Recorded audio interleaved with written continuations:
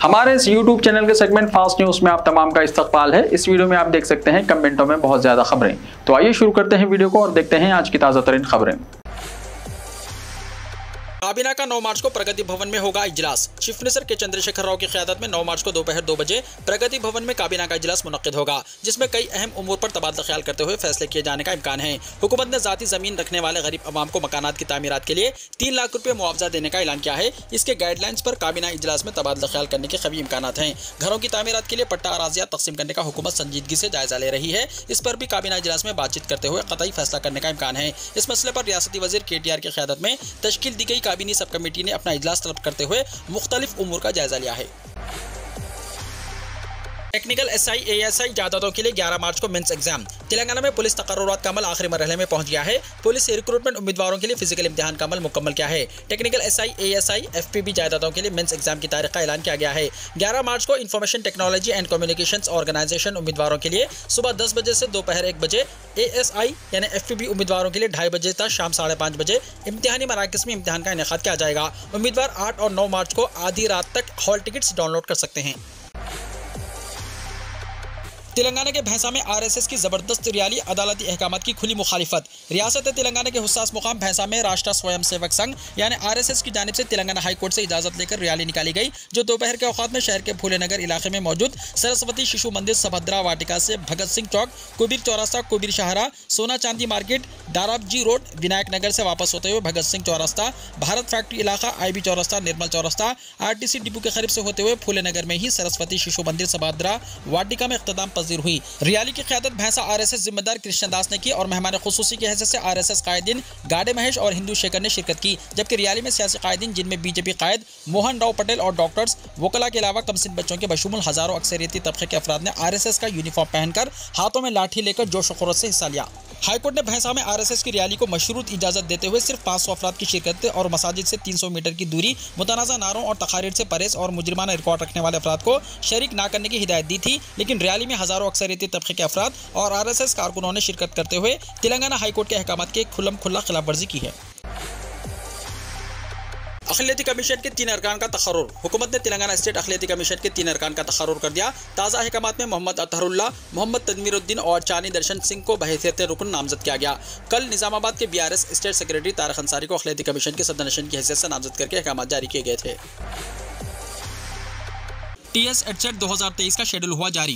B.Ed course में दाखिलों के लिए TS EdSET 2023 का शेड्यूल जारी हो गया। सदरनशीन Telangana higher education professor R. Limbadri ने शेड्यूल जारी किया। TS EdSET convener Mahatma Gandhi University vice chancellor CH Gopal Reddy भी इस मौके पर मौजूद थे। 6 मार्च से ऑनलाइन दरख्वास्तें कबूल की जाएंगी। SC ST माजूर उम्मीदवारों के लिए 500 रुपये, जनरल उम्मीदवारों के लिए 700 रुपये फीस है। बगैर जुर्माने के 20 अप्रैल तक दरख्वास्तें दाखिल की जा सकती हैं। 250 रुपये जुर्माने के साथ 25 अप्रैल तक दरख्वास्त दाखिल की जा सकती है। 30 अप्रैल को उम्मीदवार दरख्वास्तें एडिट कर सकते हैं। 5 मई से EdSET वेबसाइट पर हॉल टिकट दस्तयाब रहेंगे। 18 मई को इम्तिहान का इनेकाद किया जाएगा और 21 मई को इब्तिदाई कुलीत की जारी की जाएगी।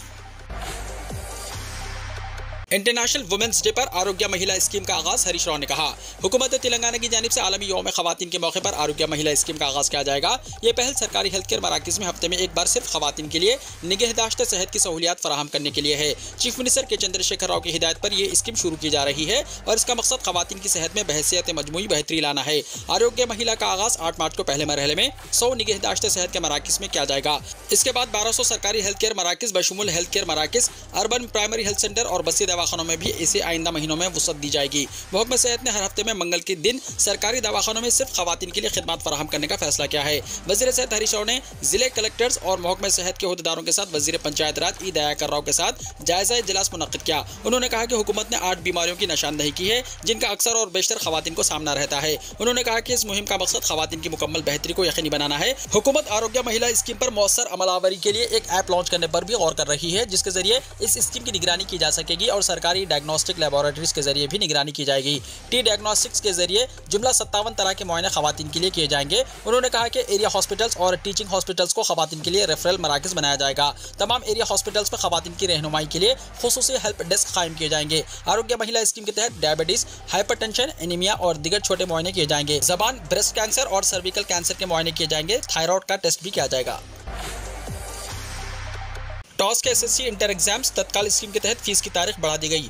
Director Telangana open school society यानी टॉस हैदराबाद ने मुतल्ला किया है कि टॉस के एसएससी और इंटरमीडिएट एग्जाम्स के लिए तत्काल स्कीम के तहत फीस के अदखाल की आखिरी तारीख में 10 मार्च 2023 तक तौसी कर दी गई है। यहाँ जारी करता प्रेस नोट में मुतल्ला किया गया है कि ऐसे उम्मीदवार जिन्होंने इम्तिहानी फीस दाखिल नहीं की है वो एसएससी के लिए 500 रुपये देरीना फीस और इंटरमीडिएट के लिए 1000 रुपये देरीना फीस के साथ तत्काल स्कीम के तहत दरख्वास्तें दाखिल कर सकते हैं, जो मामूल की इम्तिहानी फीस के अलावा होगी। सोसाइटी की वेबसाइट www.telanganaopenschool.org या फिर किसी भी मी सेवा या टीएस ऑनलाइन सेंटर से ये फीस दाखिल की जा सकती है। इम्तिहानात अप्रैल मई 2023 में मुनक्किद होंगे।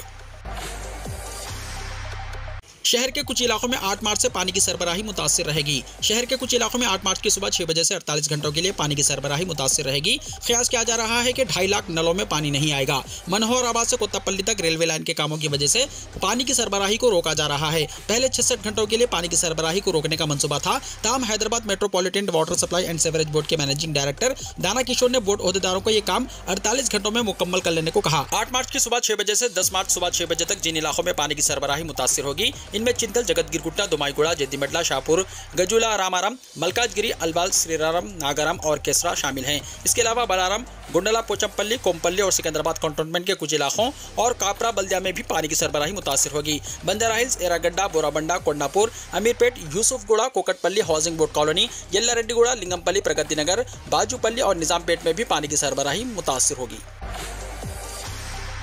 हैदराबाद में मिट्टी के बर्तन तैयार करने वाले कुमार बरादरी हुकूमत की अदम तवज्जोही का शिकार। हैदराबाद में वक्त के साथ साथ मिट्टी के बर्तन बनाने का फन खत्म होता जा रहा है और मौजूदा दौर में लोग स्टील और प्लास्टिक के बर्तनों का ज्यादा इस्तेमाल कर रहे हैं। हालांकि रियासत तेलंगाना के बाज़ देहात में यह फन आज भी किसी न किसी शक्ल में जिंदा है। चक्री को लकड़ी से घुमाकर गूंदी हुई मिट्टी को उंगलियों के ऊपर से बड़ी महारत के साथ बर्तनों में ढालने वाले इस फनकार को कुमार कहते हैं। हैदराबाद के मुजाफाती इलाकों में कुम्हारों की बस्तियां आबाद हैं, जहाँ लोग पूरे परिवार के साथ मिलकर बर्तन और सजावटी अशिया बनाने के इस कदीम फन को जिंदा रखे हुए हैं। ये काम एक पूरी बस्ती करती है जिसमें 50 खानदान हैं। आपको बता दें कि कुम्हार सबसे पहले मिट्टी को गूंथता है, फिर इसे फन पारों की शक्ल में ढालता है, जिसके बाद घड़े, जाम, सुरई, कुंडा, खीर का कुंडा, हंडी, प्याले, जग, ग्लास, गुलदान वगैरह को तैयार किया जाता है। इन कच्चे बर्तनों को पकाने के लिए इस्तेमाल होने वाली भट्टी को आवी कहते हैं। आवी से पककर तैयार होने वाले बर्तनों को ये फनकार रंग व रोगन करते हैं। फ्रिज में पानी ठंडा करके पीने के बनिस्बत मटके में पानी महफूज करके पीना इंसानी सेहत के लिए काफी फायदेमंद है। मौसम गर्मा में सूरज की शिद्दत के सबब प्यास ज्यादा लगती है, इसलिए दौर जदीद में हर कोई फ्रिज की सहूलत का फायदा उठाते हुए ठंडा पानी पीता है, जो नुकसानदेह है।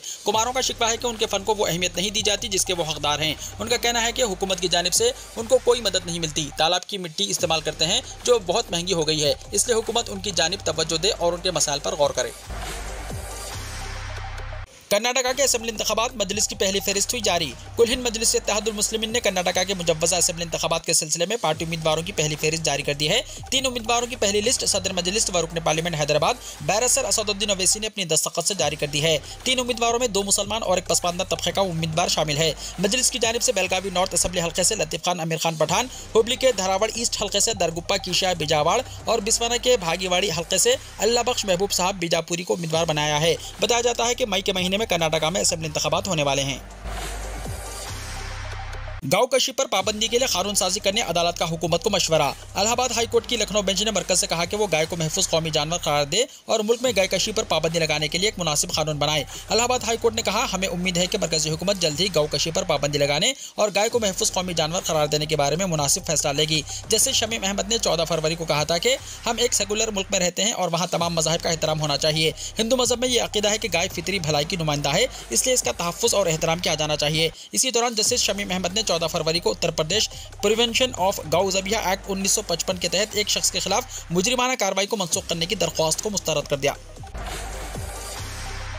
17 मार्च से दिल्ली असेंबली का इजलास। कैलाश गहलोत 21 मार्च को पेश करेंगे बजट। साबिक नायब वज़ीर आला मनीष सिसोदिया की शराब पॉलिसी घोटाले में सीबीआई के जरिए गिरफ्तारी के बाद केजरीवाल हुकूमत में वजारत खजाना संभालने वाले कैलाश गहलोत दिल्ली का बजट पेश करेंगे। साल 2015 के बाद ये पहला मौका है जब साबिक नायब वज़ीर आला मनीष सिसोदिया बजट पेश नहीं करेंगे। आम आदमी पार्टी के मजबूत रहनुमा और दिल्ली के साबिक नायब वज़ीर आला मनीष सिसोदिया की शराब घोटाले में गिरफ्तारी पर होने वाले हंगामे के दरमियान दिल्ली असेंबली के बजट इजलास की तारीख का ऐलान कर दिया गया है। रिपोर्ट के मुताबिक दिल्ली असेंबली का इजलास 17 मार्च से शुरू होगा, जो 23 मार्च तक जारी रहेगा। इस दौरान दिल्ली का बजट 21 मार्च को ऐवान में पेश किया जाएगा।